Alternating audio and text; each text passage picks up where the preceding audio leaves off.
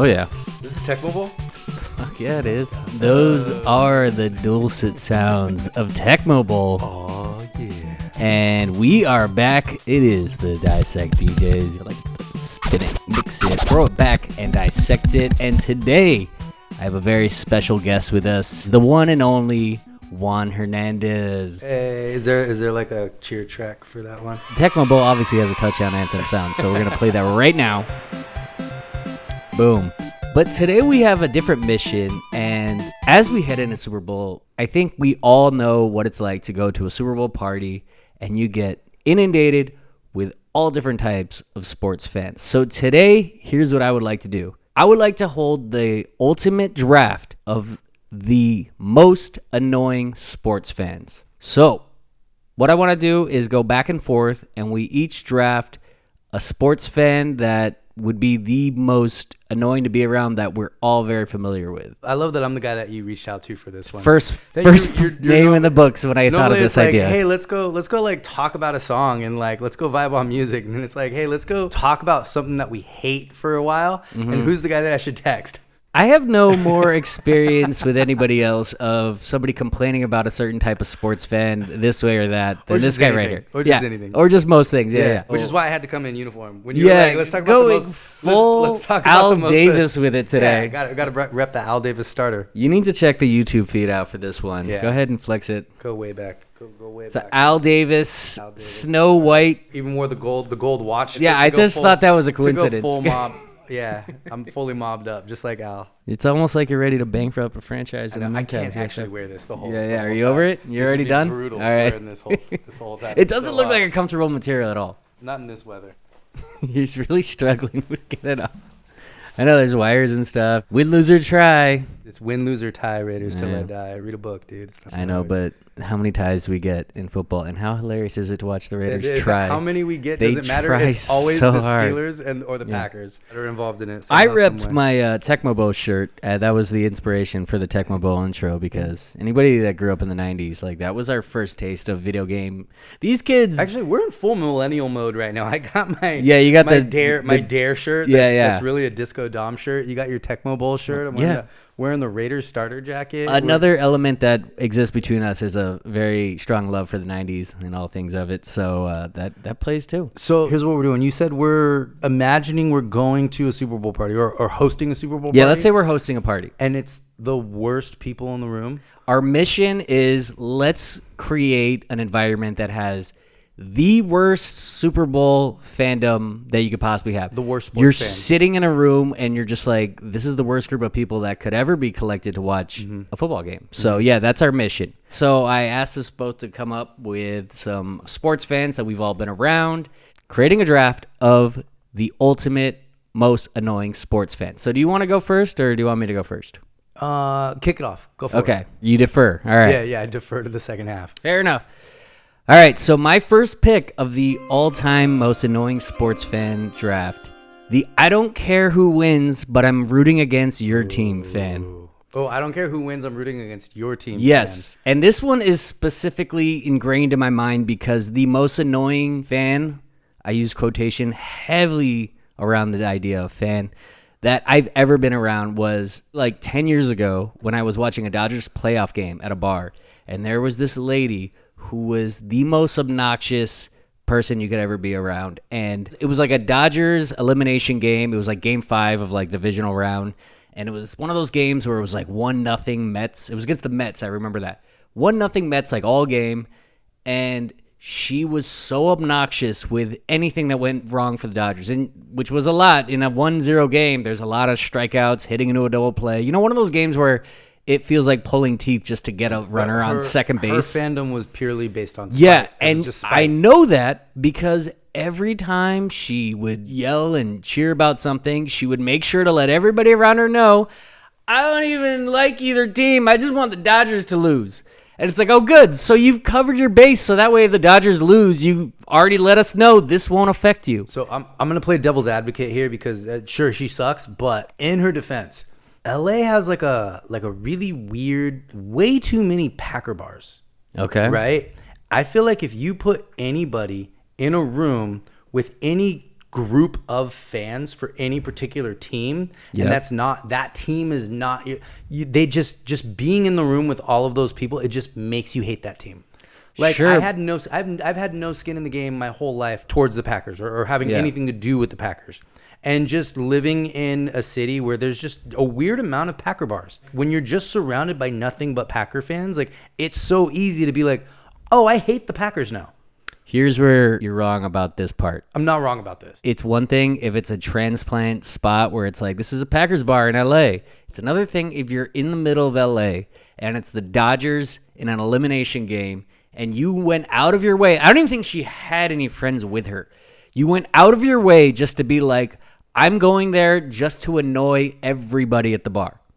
If you end up at a bar and like it's randomly a Seahawks bar and you're like, oh shit, I didn't expect this, and now everybody's rooting for the Seahawks in LA. Spend enough time in a Seahawks bar, I guarantee you'll just hate the Seahawks. Yeah, no, that's gonna happen anytime. I'll even vouch for this part. Like, I'm a diehard Raider fan.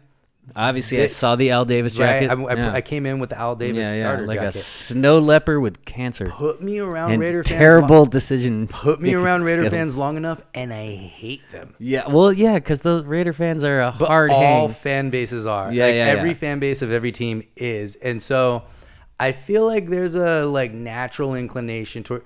Yeah, I don't know. It's kind of hard for me to get on board with that one. Like, it sounds like this is you were there. Specific. If it was the Giants in an elimination game and you had this, the other thing was she was like right in my face. It was like standing room This only, sounds like and she was like right next to me, and she wouldn't stop. This sounds to me like one terrible person that we need to go find her and shame her somehow, some way. She's not gonna listen because I don't even think she likes sports. As a generic like painting with the broad brush of a fan. If you had this experience, though, I haven't experienced enough of those people. Yeah, because here, and I'll give you an example. We all know this one. My actual the one that makes me roll my eyes. Are you doing your first draft pick right now? I'm gonna throw one in here as an example because this is. Well, if it's got to be your relate first. Just make it your first draft pick. Everyone can relate to this one. All right. We guy. The we guy. Yeah. When you're talking about their team or you're talking about the team that they root for. Yeah, Juan hates this one. Oh, I hate we guy. We guy sucks.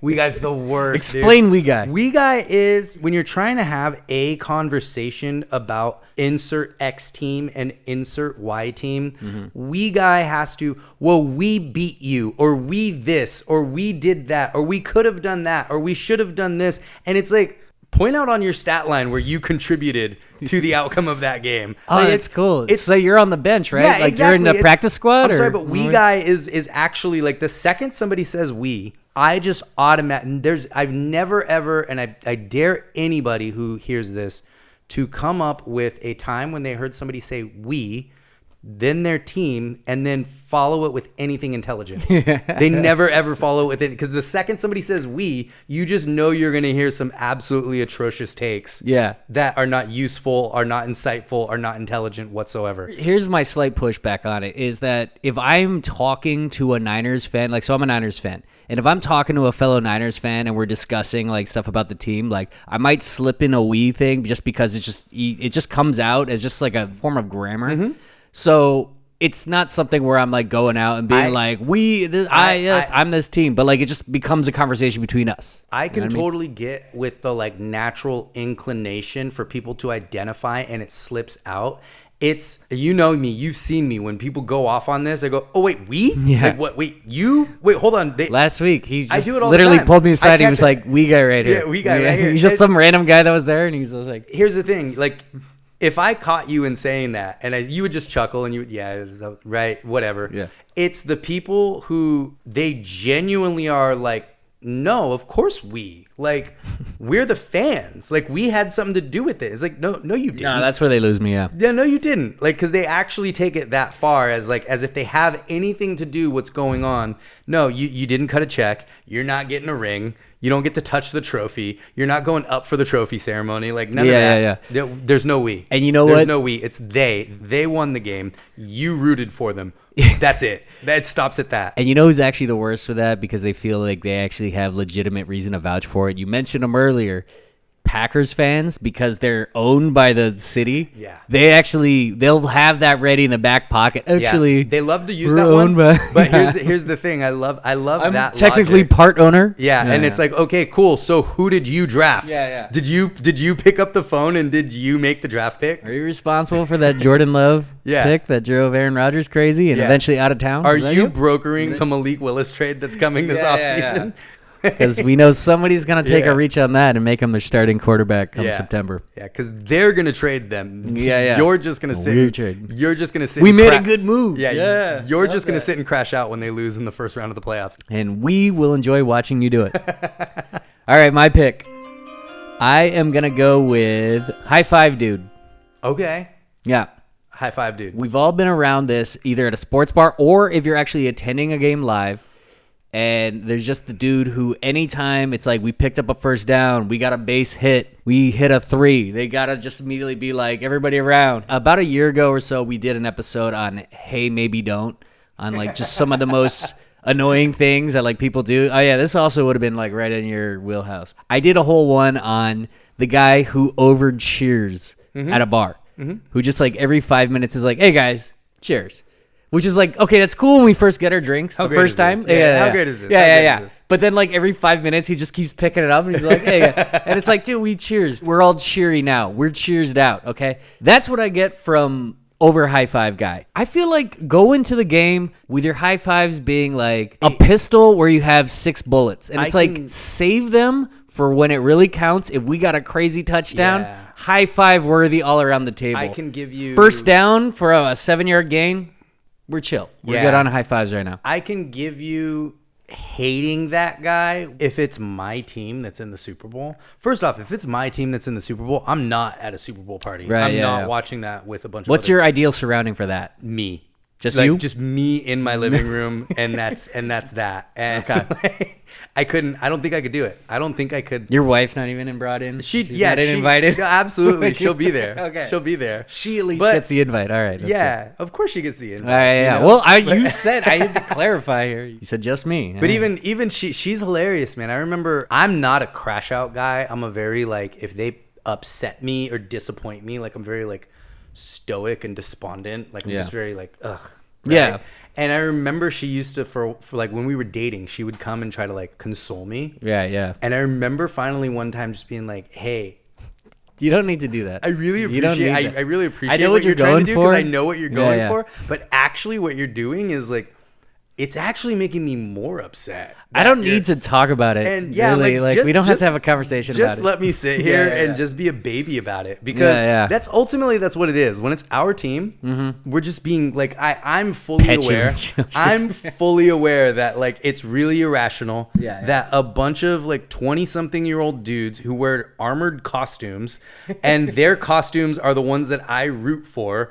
And like how they do in their armored costumes affects my emotions. You know how stupid and irrational that is? There's a lot of irrational shit about being a sports fan. Here's actually the thing. If I was at a Super Bowl party in the room with somebody who's a diehard fan of the team playing, and this is why I couldn't be at a Super Bowl party if my team's playing with a bunch of people who are just casuals, and you've got all these dynamics, and you've got people who potentially want to like rub it in your face if your team loses, or like there's so many variables where like you genuinely just want to sit down and watch that game.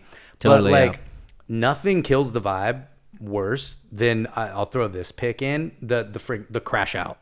Oh yeah. The crash out fan. That's your next pick? Yeah, the crash out fan is ridiculous because like people love to pretend like, oh, I'm just passionate. Oh, I'm just no, you're not passionate. Like you're a petulant child. Yeah. People who crash out, especially in public places, like if you're in a sports bar and somebody's actually crashing out when their team loses, that's like, I don't know, man, there's some, it gets your mind going to like, what else makes you react this way? Exactly. That's the one thing that actually could probably kill the entire vibe of a good Super Bowl party is somebody genuinely crashing out. Like we've seen it in a lot of losing their mind over every single thing that doesn't go their way. And it's not even like, it doesn't have to be the smashing the TV. Like, that's what I was about to say. Stuff. We've seen a lot of these social media posts over the last like 10 years. I'm talking the person who just whines over like every single first down that the other team gets, every single call. Like, they're just because we all get there. We all get to a point where we whine. Yeah. But you got to catch yourself. We're all adults. You got to pace yourself. I had a coworker when I worked at NFL once who was like a diehard Jaguars fan. And I remember he was like losing his shit in like the third quarter of a preseason game. And literally by like week 2, he was like, I'm officially done with this team. I've just decided. I'm like, good. That's good for all of us. That's good for you especially, because like the fact that you're losing your mind over something that happens in the second half of a preseason game, which as any football fan knows, is mostly comprised of players that are not even going to be on the team when you watch the team. So like, how is this actually affecting you? You'll get a kick out of this one, actually. It reminded me, our downstairs neighbors are like full Crash Out fans. Like, he's a Steelers fan. Which is just, is that the one you sent me a video of recently? Yeah, and then like it's and then she's a Niners fan, and she just, I don't know, man. There's a very short list of things that are less attractive than an adult absolutely like just wailing and losing their mind over. I don't know. It's okay. I actually, there's something funny about that I made a point to be somewhat that person. So I live in this complex here. I noticed during the World Series, it doesn't feel like anybody else here like watches the Dodger games, because there'd be these big moments and I would be clapping as a result, and then I'm like, I don't hear anybody else doing it. So that game 7, they got 2 outs left, and then we get a game-tying home run. I was so hyped. I actually went shouting. I ran out here and I actually shouted into the neighborhood because I was like, none of you care enough about this, and I'm gonna let you know something just crazy happened. Y'all should change the channel now. That's hilarious. So that's the one time that I actually made a point to like get out. Like, I ran out here shouting, but I'm not the guy who's like yelling about a first down or a bad interception. I might give like a double clap if like a big play happens or something like that. But that's about as far as I'll go. Cheering. You know? Yeah, that's exactly. Cheering. I get hyped on my team. There's sometimes. a very different energy between the like people who get really into something and cheer. Yeah. Versus the people who are just whining. Yeah. And throwing temper tantrums. Exactly. That will kill the vibe for everybody in the room very quickly. But can we go back to you glossed over it, but those videos we have of where the guy starts punching the TV and like they start like beating the shit out of it? That's a level of emotional instability that I care not to be around. I think in today's day and age, the way the internet works, I always watch all of those with a grain of salt. I actually think it's probably more annoying if people are actually recording the live moment of a big moment in a game rather than just sitting and watching. Oh, I thought you were going to say then the guy that attacks the TV. That's actually lame, more lame. But the guy who just blows up on the TV and just donates one to the gods. Yeah. I feel like so many of those are set up. It's possible. Okay, we're going to pause the game. We're going to actually go, like the outcome, everybody already knows the outcome. It's so like, it just seems so phony to me when, I guess. Because I have a hard time buying that people just lose their mind. That's where I disagree. But I've seen some irrational sports fans, and I totally believe that there were people that take it out on their TV. I'll give you an example of what I would bet most of those actually are. They're mostly not fans crashing out over their teams. They're probably mostly people who just lost a crap load of money. Yeah, that's possible. I would say the legitimate ones where people are possibly really a combination like, of both. Yeah, why not both? Everybody's like, "Yo, Christmas is gonna suck this year," and like, might as well throw TV. Yeah. Let's just add to it. Add to the pile on. I can more understand the ones when they just have like the instant reaction, where like standing right in front of it, and they're like, "Fuck," and you can almost be like, "Oh shit," and then they just walk away. Yeah. But the funnier ones to me are when they keep going and then they start stomping on it and like bending the TV. Yeah. They're like, "Fuck it, I already ruined it. I'm going all in." This TV has taken full brute force of my emotional problems that I'm figuring out how to deal with by watching my team play a shitty football game that they had no business winning in the first place. And I knew it. But this is how I get my emotional wrecking out. Can't let it get to you. Take it from me. The crash out in the moment is not worth it. Just hang on to the bitterness and spend the next 20 years like bitching and griping about Tom Brady and telling everybody it was a fumble. You don't have to crash out in the moment. The Juan method, yeah. All right, yeah. Yeah. I've seen the strategy in play before. You've seen that it's one. It's fun to be around. You want to get Juan going on a 15-minute rant and a debate. Just tell him that. Just bring up the tuck rule. There was the tuck rule was in place for a reason, and it was a fair call. All right. I think it's my turn, right? Yeah, it's you. I'm going to go with the talk shit on the best player guy. Okay. Now, we see a lot of these when we attend games live, and it makes a little bit more sense if you're at a game live because they keep talking shit about the best player. Like, you go to a Laker game, you're talking shit on LeBron. I feel like football's different. Basketball, this is more of a basketball thing, maybe. Baseball has it because you could sit in the bleachers and you could just chirp. You could chirp at an outfielder the whole day. I still think it's stupid to do that at a game live, but it makes a little bit more sense because at least you're like trying to get in their head and then you shot. When you're like watching at like a watch party at somebody's house, and they like I always remember before the Super Bowl when it was like Peyton Manning against like the Seahawks when he's on the Broncos, and this one dude just sit down and he's like, Peyton Manning's a fucking pussy, dude. He sits down on the couch. That's how he starts his like appearance at this place. Like, I'm opening with this. This is gonna be what. And I literally, the second he said that, I got up and I left. And I was like, I'm gonna find another room to hang out in. Cool. You're gonna shout at Peyton Manning all game and just let him know what a pussy he is because he's playing in the Super Bowl while you're sitting. And I'm pretty sure that guy was like on some shit because the next thing I knew, he was in another room and he was like watching a TV. It was like a clip of like Ridiculous going on.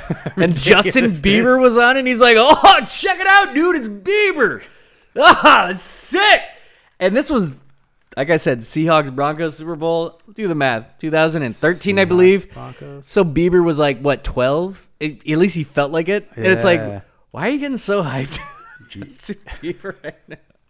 I made the decision right then and there. I'm going to go watch this game somewhere else. And I did. When the guy in the room just constantly wants to talk shit on like LeBron while he's watching a Lakers game or whatever. And it's just like, dude, we all know he's the best player. Like, what? Shut up. You're annoying. You're just find another thing to bitch about. You know what I mean? Like, listen, if you're going to hate on the best guy at any one thing, like you better like you got to bring better have a tuck rule story to go. You better have a whole everything to back it up, and you better be willing to make a turn on it, because what did I do? That guy went, got drunk and tried to throw to throw the Lombardi trophy off of a boat. Yes. And I went, oh, he's hilarious. I love him. And I did a full 180 on him. True story. Right? Justin Herbert right now. Justin Herbert's my guy that I'm like, let's just not put the gold jacket on him yet, you know? And then can he win a playoff game first? And everybody looks at you like you're crazy for having a take that's against the grain. And it's like, no, I'm not trying to do like a Colin Cowherd type thing here. I'm legitimately just saying, like, let's be honest. He hasn't accomplished anything yet. Can we like pump the brakes a little bit? Let's wait till he wins a playoff game. I'm just gonna say that. Let's just wait for that. Reasonable concept. You know, it is actually a hilarious thing. The first 10 years I knew this guy. Get 2 beers in him and wait for him to start going off on a Tom Brady rant. Yeah. He was the most despised person in his life. Not a fan. And then at that moment when he won it for the Bucks, which I think we both watched that game together when they beat the Chiefs. We watched that Super Bowl together. Yeah, and there was this kind of feeling like, dude, he actually just went right to another team and won it. Like, you kind of can't deny the legacy at this point. Yeah, like, it was pretty badass. It was the 7th Super Bowl that finally sold me. And he actually went to another team and did it the first year. It's like, that's fucking badass, dude. Like, that, you can't even deny that. And then on top of that, at the parade, he threw the Lombardi. It was the Super Bowl parade that one boat to the next. And it's like, and what my comment was at that time was like, you know what's badass about that? He is legitimately the only person in history who could get away with doing that move. If that was like the drunk tight end, if that was Gronk, it was undeniable. If it was Gronk that did it, even anybody else on the team, they would have been like, "How dare you disrespect the trophy?" But with him, it was like, he kind of earned the right to just chuck it in the ocean, maybe. But for me, he made himself so unlikable because he was such a robot all those years in Foxborough, and then he goes to this team, and then he just starts just being a cool older guy who's still killing it. It was that cool dad phase that he hit. He was letting himself have fun. Exactly, and I was like, oh, that's who you were all along? Okay, cool. I could rock with that. He let his stripes out a little bit. That was what did it for me. Yeah. That was what did it hung loose a little bit. All right, you're up. Okay. So I know one that I think probably they don't make everybody in the room uncomfortable, but guaranteed you can't ignore them. Pre-snap clap guy. Yeah, okay. Pre-snap clap. We've all been in like a bar or at a party. There's like the guy who just claps Before each snap? before the play. Yeah. Before, come on, let's go. Every down of the drive. Let's go. 2nd and 3. Let's go. I need you to. And I calling out what the distance, down and distance. Everybody. All right, 2nd and 3. Here we go. Everybody claps, right? Yeah. Something in the game happens, we clap. That's a natural human instinct. But to stand and clap before everything there's a very specific like lacrosse bro energy of the guy who does that, right? Totally. I actually have on my list the overclapper. It's a little bit different. I think it's in that same vein, but again, it harkens back to a memory I specifically have. It's a little bit different in that they're kind of in their own world. I could actually argue that maybe the overclapper is more annoying than high five guy because at least he's trying to engage with everybody else. Overclapper guy, I specifically remember, again, this is a watching Dodgers World Series memory I have, where there was some guy like over here, like a few seats down from me at like a bar, and he just kept doing that. And at first he was doing it when the other team, I think it was the Yankees, would do something. And I was like, oh, awesome. I have some Yankees fan that's going to overclap at everything. And then I started doing the math on when he was doing it. And I was like, wait, this guy's just doing it on everything. Like, Dodgers score a run, he's doing it. Dodgers get a walk, he's doing it. Yankees get a like. It was literally just like there's no rhyme or reason for his clapping. Like, do you have the over or something? Which could almost could explain it. Yeah, which almost like goes to. All right, I'm gonna merge two ideas with this one, okay? Because that'll go to mine. The guy who has a specific bet he's riding on that he needs to tell you about. I'm gonna also mix that with this goes with fantasy nerd. Fantasy too. bro, fantasy nerd too. Fantasy guy who's got to tell you about like what they need. Ramondre Stevenson needs to score this right now. I need 8 points to get back in front. Like, just constantly walks you through it, what he needs from his team, or like what players, especially when they're like laying out like 3 to 4 players. I need it's like 3.5 receptions from Quantavious Baggins. Exactly. The only time I'll accept fantasy discussions is like if me and you are playing against each other and we're in the room and we know the matchup and that's what we're locked in on. That's when it's fun. Maybe if it's another person like in my league and I am aware of the matchup and everything, I'll accept it, but don't talk about it on every play. I couldn't even get with, like living in California, we technically not allowed to like sports bet, right? Yeah, we never sports gamble in California. Prize picks, ridiculous. Prize picks was the big thing that you could finally start like picking the over under on certain player props on prize picks.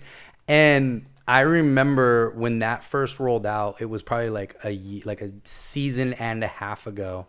And I was like, okay, cool. Like, I can finally bet on something. This is cool. I'll do this. And I remember, like, it sucks watching a game and having to be, like, catching yourself not even caring about the outcome of the game. Oh, when you have an over-under on it? Yeah, and you're just hate betting over-unders. I need Caleb Williams to throw the ball 5 more times. And it's like... Oh, that too, yeah. Like, that's what I'm saying. Like, fantasy guy does that. Like, I can't handle that. No, it's an annoying thing to look for. I hate being in the room with fantasy guy because it's like, I'm here to watch the game. Yeah. I do not care that you started freaking Aquanimia St. Brown as your flex. Great call. I don't care about that. So just drop it. I don't care how many yards he gets. I don't care how many anytime TDs you sign him up for. I don't need any of that. We're here to watch the game. Right. And I will say I fucking love that fantasy sports exists. I could watch a Bears-Lions game in the dead of December, which I have no allegiance to, and I have Amon-Ra St. Brown, so like I have something to look for, or my opponent has Jared Goff. I appreciate it. It's just when they overstate it, I've been in rooms with people where they need to remind you the 2 guys that they need to score on this red zone drive every snap. It's like I heard it the first time. They need their kicker to score 50 points for them, or their week is toast. I heard the guys that you're looking for the first time you said it, so it's known. It's up here. I got it. You don't need to like keep banging on about it. That's one I feel like we've all experienced. Okay, this one's kind of a shoot off of the same guy who would be doing that. I can't handle when people want to talk to you about sports and they're the like hypothetical, like the fan, like almost like a social media feed general manager. They just throw out the like most ridiculous. Oh, what if your team did that? Would you accept this trade of, and they're throwing fan GM guy. Yeah, like Okay. fan GM guy. I Okay. can't handle that stuff. I can't Yeah, handle. yeah. I don't want to sit down and talk about what this team could do or who should Or be what the they coach. did, when or- they're like, yeah, we really fucked up when we draft that running back in the third round in can't 2018. That really set us back a few years. And it's just like, If I it's don't- current and relevant, cool. I'm happy to talk about it. Yeah, but yeah. like, we don't need to talk about the simplest potential transactions that a team Yeah, might yeah. make. I have no potential roster moves guy. Yeah, because It's a tough because hang. an insider tweeted that Yeah. they heard that there were talks. They heard rumblings. They heard rumblings. Yeah. I can't handle that stuff. Especially because those are the people who like find a person in the room who like they target as like, okay, this person knows ball, so I want to sit and talk to them. And if you're trying to watch a game and they want to keep talking to you about this stuff, Oh, yeah. they won't let you watch the game. No, yeah. 'cause And they're it's so hard. Their Yeah. conversation is going to dominate the room. and Yeah. I guarantee you both those guys in that conversation are both we guys as well. Okay. As Yeah, they're they've got a discussing, team- like, yeah, what we need to do is we need to focus on the O-line in this draft. And Yeah. we need to draft a new receiver that runs a sub 4.5 40. Well, they're going to start having those conversations. Coming up on draft season here, that's another one that drives me crazy is like the Oh, guy draft who season. calls in the local radio station. I mean, heck, my team has the number 1 overall draft pick, and all Raider fans have done for the longest time is complain about the Raiders never being bad enough Yeah. to draft number 1 overall. And then as soon as they actually get that number 1 draft pick, all anybody wants to talk about is how they should trade down to get more draft picks. I'm like, do you guys not realize what you did here? Like, Yeah, no, they're never going to be satisfied. Yeah, nothing's ever good enough. Yeah, I got a cousin of that guy, though, that I will select as my next draft pick, since we're discussing drafts. Analytic nerd guy. Okay. The guy a little who redundant. just ruins watching football by breaking everything down into obscene statistics. That's just like nobody needs to. Look, if you found some stats that you want to put on your Twitter feed to inform people, have at it. I'm not even going to look at Twitter anyways. Go let your followers know about where this QB ranks in QBR among all-time players in an AFC Championship game. But when they're spouting shit off as you're watching it and telling you what the analytics say they should do, or like only 81% of 2-point conversions actually succeed in the third quarter when you're down by 4. So technically they should hit the extra point right now. On the road. You forgot that stipulation. On the road, On yeah, the yeah. road. And when the wind is blowing such Under 40 degrees. Yeah, yeah. It's just like those guys take all fun out of sports watching for me because they just can't get out of their own way. And when you turn sports into like a fucking calculator fest of just like nerd talk, it just makes it being like, dude, you're not.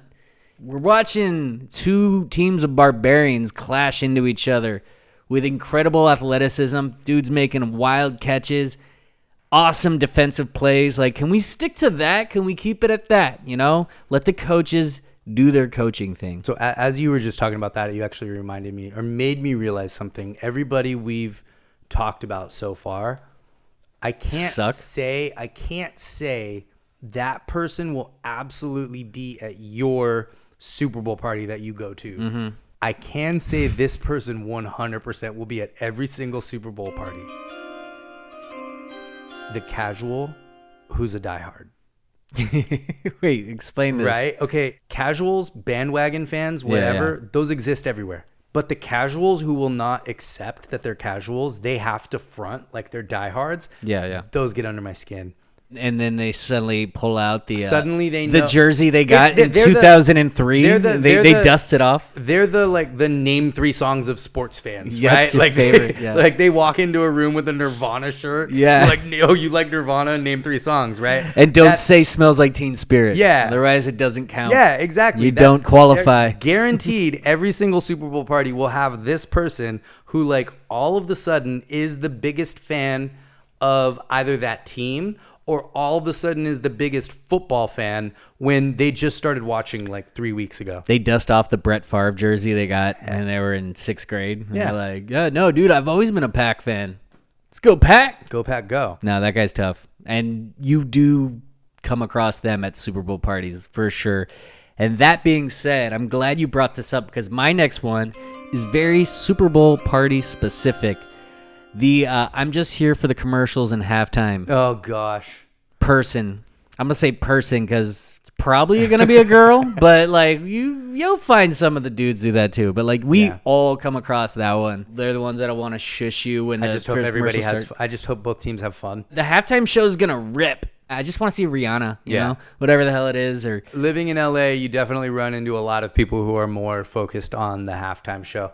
It doesn't bother me that they are more focused on the halftime show or that they only want to watch the Super. It's that they have to announce it. The announcements of it. It's the announcements of it. And it's that as much as we're sitting here griping about all these people at a game, those are the people who will shush everybody in the room when the first Doritos commercial comes on in the first quarter. And I'm going to draw a line on this one. Okay, here's my take. I'm cool with us all. Let's focus on the halftime show because the halftime show has become such an event in its own that it's arguably the biggest like musical performance of the year at this point. And I'm cool with that. So like, yeah, we could focus on that. The person that needs to focus on commercials, I feel like it's like ships passing the night in the last 30 years. There was an era in the 90s where the commercials of the Super Bowl became like the biggest thing and everybody needed to pay attention because also back then that was the only time to see them. Yeah. You were like, you got one shot to see this commercial. Your best commercials are showing up in the first quarter. They're going to be monumental. And there was no like YouTube to check them out the next day. Now you can scroll It's Instagram so watered down. They'll like put them out before Yeah. it even happens on YouTube. Like anytime I see a commercial that looks funny now and I didn't really hear it, I'll be like, I'm sure I'll see that one come up again, or I can look it up on YouTube. I'll figure it out. I don't need to like be locked in on it now. So I'm okay with like, let's focus on halftime, but the commercials, we need a time that we can discuss stuff going on in this game, you know? Yeah. And the commercial is always when that happens, when you watch football amongst football fans. So if you're the guy in the room that's telling everybody they need to shush when it comes to commercials, especially if it's after the first commercial break, it's like, all right, nah, you know what? You can go in the kids' room, join them, discuss the Netflix commercial, the cellular.com, or whatever the fuck, monster.com. Remember when monster.com was like a big thing and they like dominated the commercial space? Yeah. I wonder why they went out of it. Maybe it was spending billions on commercials in the Super Bowl. Not actually a very effective marketing strategy, turns out. I'm out of fans. That's all you got? That's all I got, man. I think all right. maybe I actually like everybody else. Maybe that's what it is. We know that's not true. All right, I'll empty the clip because I just have a few more written down. Let's see it. Let's see. I got the reliving the glory days, dude. AKA the Uncle Rico. Yeah, Al Bundy. Or Al Bundy. Yeah. Who's always, you get 2 beers in him, he's ready to tell you about how like senior year. Yeah. He was ready to go all county, like until he blew his knee out. I feel like you run into that guy more watching baseball.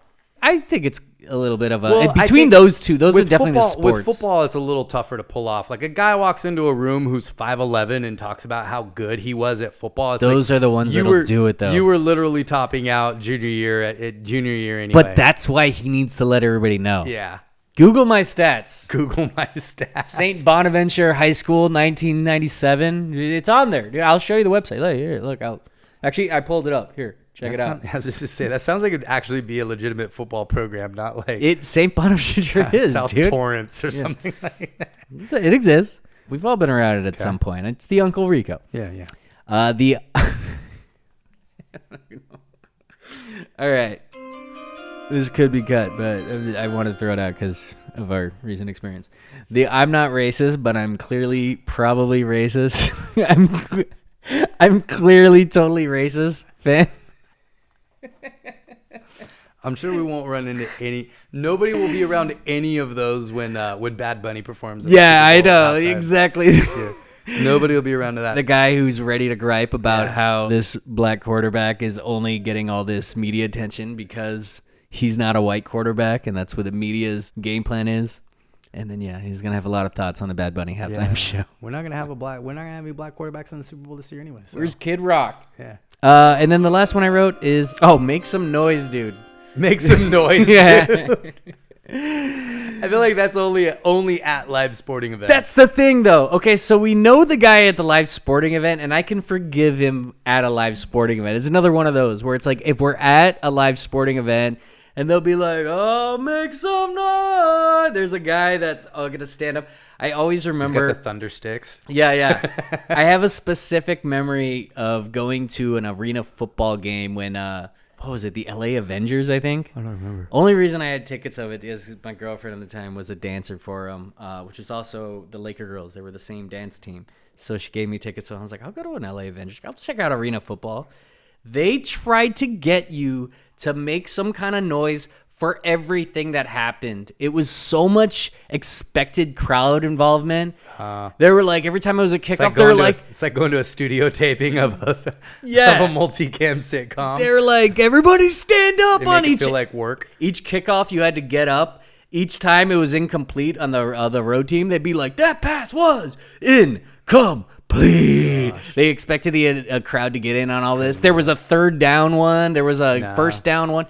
They were expecting a lot from the arena football crowd. Cue up Enter Sandman when the team comes in and just let the rest do its work. Exactly. Like we'll know how to chant to that. Yeah. But the reason I bring it up is because I specifically remember there was one guy who was like 3 rows in front of me.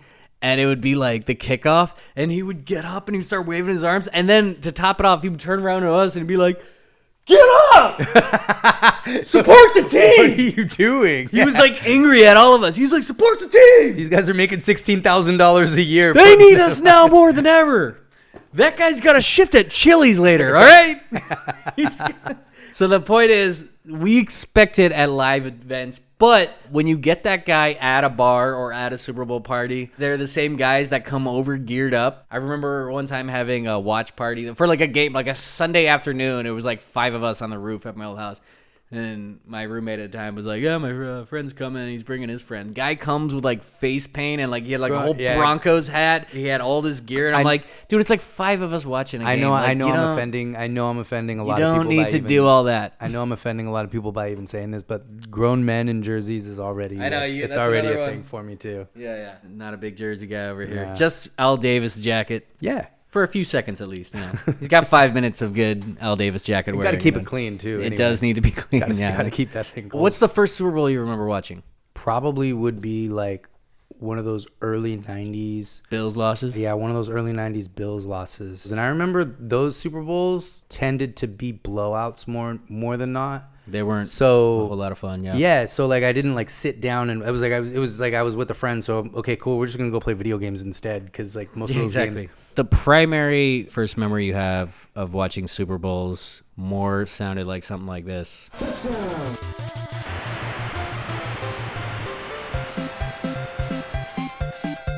Bo Jackson, running back sweep, only play in the playbook, worth playing. I think that's good for our Super Bowl special. We talked about all the sports fans that suck and all the Tecmo Bowl touchdowns. Oh yeah, that were scored when we were not really paying attention to those early 90s. We need to get our hands on that game. Does somebody make like a Tecmo Bowl for like another? We need to get our hands on that. Here's the thing. I don't trust them to remake it because they would try to make it different. And it's like, no, just make that. I want the one with like the halfback dive. Yeah. And just make the original. Just make the original like Ninja that. Turtles. I don't need CGI Ninja Turtles. No. I need the original. Keep Ninja it basic. Turtles. That's why I don't play video games anymore. I only played it when I was a kid because I just liked it keeping it basic. Okay, I respect that. All right, there it is. Everybody enjoy your Super Bowl weekend. If one of those guys doesn't ruin it for you. And if you see one of those guys, tell them let us know. We got beef. Tell them the Dissect DJs told y'all this was going to happen. All right, Juan, you ready? This is how we send it to the Super Bowl. Next.